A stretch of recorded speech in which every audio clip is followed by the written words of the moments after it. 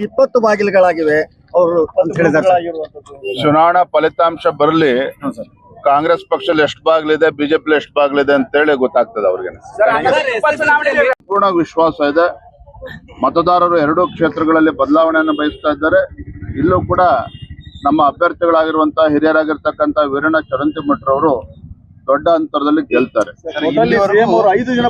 ಅನುದಾನಗಳ ಬಗ್ಗೆ ಇಲ್ಲಿವರೆಗೂ ಗೊತ್ತಿಲ್ಲದಿರೋಂಥದ್ದನ್ನ ಈಗ ಜನರಿಗೆ ತಿಳಿಸುವಂಥದ್ದು, ನಾವು ಅದನ್ನು ಕೊಟ್ಟಿದ್ದೀವಿ ಅಂತ ಹೇಳ್ತಾರೆ. ಸಮುದಾಯ ಭವನಗಳಿಗೆ ಕೊಟ್ಟಿದ್ದೀವಿ ಅನ್ನೋದು ಸಿಎಂ ಅವರು ಹೇಳ್ತಿದ್ದಾರೆ. ಹಿಂದೆ ಬಿಜೆಪಿ ಸರ್ಕಾರ ಕೊಟ್ಟಿರುವ ಕಾರ್ಯಕ್ರಮಗಳು ಇವತ್ತು ಕೂಡ ಗುದ್ಲಿ ಪೂಜೆ ಆಗ್ತಾ ಇರುವಂತದ್ದು. ಯಾವುದೇ ರೀತಿ ಅಭಿವೃದ್ಧಿಗೆ ಹಣವನ್ನು ಕೊಟ್ಟಿಲ್ಲ ಅಂದೆ. ನೋಡಿ, ರಾಜ್ಯದ ಇತಿಹಾಸದಲ್ಲಿ ಮೊಟ್ಟ ಮೊದಲ ಬಾರಿಗೆ ಅಂದ್ರೆ ರಾಜ್ಯದ ಹಣಕಾಸಿನ ಪರಿಸ್ಥಿತಿ ಎಲ್ಲಿಗೆ ಬಂದ್ ಮುಟ್ಟಿದೆ ಅಂತ ಹೇಳಿದ್ರೆ, ಪೊಲೀಸ್ ಇಲಾಖೆ ಪ್ರತಿ ತಿಂಗಳು 1ನೇ ತಾರೀಕು ಸರಿಯಾಗಿ ಇಡೀ ರಾಜ್ಯದಲ್ಲಿ ಆ ಪೊಲೀಸ್ ಇಲಾಖೆಗೆ ಆ ಸಿಬ್ಬಂದಿ ವರ್ಗದವರಿಗೆ ಸಂಬಳ ಕೊಡಬೇಕು. ಒಂದೊಂದು ತಿಂಗಳು ತಡ ಆಗ್ತಾ ಇದೆ. ನಾನು ಮೊನ್ನೆ ದಿನ ಶಿವಮೊಗ್ಗದಲ್ಲಿದ್ದೆ. ಶಿವಮೊಗ್ಗದಲ್ಲಿರುವಂತಹ ಕುವೆಂಪು ವಿಶ್ವವಿದ್ಯಾನಿಲಯದಲ್ಲಿ ಅತಿಥಿ ಉಪನ್ಯಾಸಕರಿಗೆ ಸಂಬಳ ಕೊಡದೆ 2 ತಿಂಗಳಾಗಿದೆ. ರಾಜ್ಯದ ಬೇರೆ ಬೇರೆ ವಿಶ್ವವಿದ್ಯಾನಿಲಯದಲ್ಲೂ ಕೂಡ ಇದೇ ಪರಿಸ್ಥಿತಿ ಇರುವಂತದ್ದು.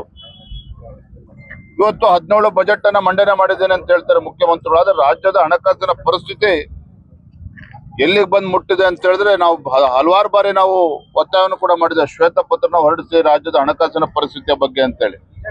ಸುಮ್ನೆ ಬುಲ್ಡೋಸ್ ಮಾಡ್ಕೊಂಡು ಹೋಗ್ತಾ ಇದಾರೆ ಅನ್ನೋದು ಬಿಟ್ರೆ ಬೇರೆ ಏನು ಮಾಡಿಲ್ಲ.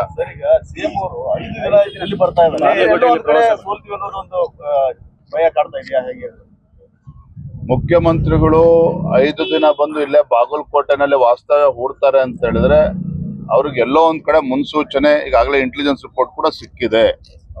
ಹಿಂದೆ KR-ಪೇಟೆ ವಿಧಾನಸಭಾ ಕ್ಷೇತ್ರದ ಉಪಚುನಾವಣೆ ಆದಾಗ್ಲೂ ಸಹ ಇದೇ ರೀತಿ ಬಂದು ಕೂತಿದ್ರು ಸಿದ್ದರಾಮಯ್ಯನವರು. ಅಲ್ಲಿ ಮತದಾರರು ಅವ್ರನ್ನ ಧಿಕ್ಕರಿಸಿದ್ರು, ಕಾಂಗ್ರೆಸ್ ಪಕ್ಷವನ್ನ.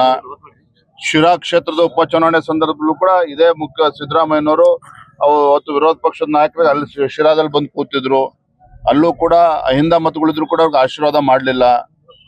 ಈಗ ಎಲ್ಲೋ ಒಂದ್ ಕಡೆ ಬಾಗಲಕೋಟೆನಲ್ಲಿ ಬೇರೆ ಬೇರೆ ಹರಿಕತೆಗಳು ಹೇಳ್ಕೊಂಡು ಇಲ್ಲಿ ಹಣ ಬಲ ತೋಳ್ಬಲವನ್ನ ಬಳಸ್ಕೊಂಡು ಅಧಿಕಾರದ ದುರ್ಬಳಕೆಯನ್ನ ಮಾಡಿಕೊಂಡು ಇಲ್ಲಿ ದಬ್ಬಾಳಿಕೆ ಮಾಡಬೇಕು ಅಂತ ಹೇಳಿದ್ದು ಕಾಂಗ್ರೆಸ್ ಪಕ್ಷ ಹುನ್ನಾರ ನಡೆಸ್ತಾ ಇದೆ. ಆದರೆ ಬಾಗಲಕೋಟೆಯ ಪ್ರಜ್ಞಾವಂತ ಮತದಾರರು ಈಗಾಗಲೇ ನಿರ್ಧಾರ ಮಾಡಿದ್ದಾರೆ, ಭಾರತೀಯ ಜನತಾ ಪಾರ್ಟಿಗೆ ಆಶೀರ್ವಾದನ ಮಾಡ್ತಾರೆ. ನಮ್ಮ ವೀರಣ್ಣ ಚರಂತಿಮಠ ಅವರು ಗೆಲ್ತಾರೆ, ಯಾವುದೇ ಅನುಮಾನಗಳು. ಶ್ರೀರಾಮುಲು ನಿನ್ನೆ ಸುದ್ದಿಗೋಷ್ಠಿಯಲ್ಲಿ ಯತ್ನಾಳ್ ಅವ್ರ ಬಗ್ಗೆ ಮಾತಾಡಿದ್ರು. ಪ್ರಚಾರಕ್ಕೆ ಅವರು ಕೂಡ ನಮ್ಮ ಅಧ್ಯಕ್ಷರು ಕೂಡ ಯಾವುದೇ ರೀತಿ ಬೇಡ ಅನ್ನೋದು. ಭಾರತೀಯ ಜನತಾ ಪಾರ್ಟಿ ಅಭ್ಯರ್ಥಿನ ಗೆಲ್ಲಿಸ್ಬೇಕು ಅಂತೇಳಿ ಕಾಂಗ್ರೆಸ್ ಪಕ್ಷದವರು ಕೆಲಸ ಮಾಡ್ತಾ ಇದಾರೆ 2 ಕ್ಷೇತ್ರದಲ್ಲಿ. ನಾನು ಪ್ರಾಮಾಣಿಕವಾಗಿ ಹೇಳ್ತಾ ಇದ್ದೀನಿ. ನಾನು ಸುಮ್ಮನೆ ನಿಮ್ಗೆ ಹೇಳಿಕೆ ಸುಮ್ಮನೆ ಉಡಾಫಿಯಾಗಿ ನಮ್ಮ ಮಾತನ್ನ ಹೇಳ್ತಿಲ್ಲ. ಕಾಂಗ್ರೆಸ್ ಪಕ್ಷದವರು ಇವತ್ತು ಒಳಗೆ ನಮ್ಗೆ ಸಹಕಾರ ನೀಡ್ತಾ ಇದ್ದಾರೆ. ಹಂಗೆ ಬಿಜೆಪಿ ಅಭ್ಯರ್ಥಿ ಗೆಲ್ಲಿಸ್ಬೇಕು ಅಂತೇಳಿ ಯಾರೇ ಕೆಲಸ ಮಾಡಿದ್ರು ನಾನು ಸ್ವಾಗತ ಮಾಡ್ತೇನೆ. Thank you.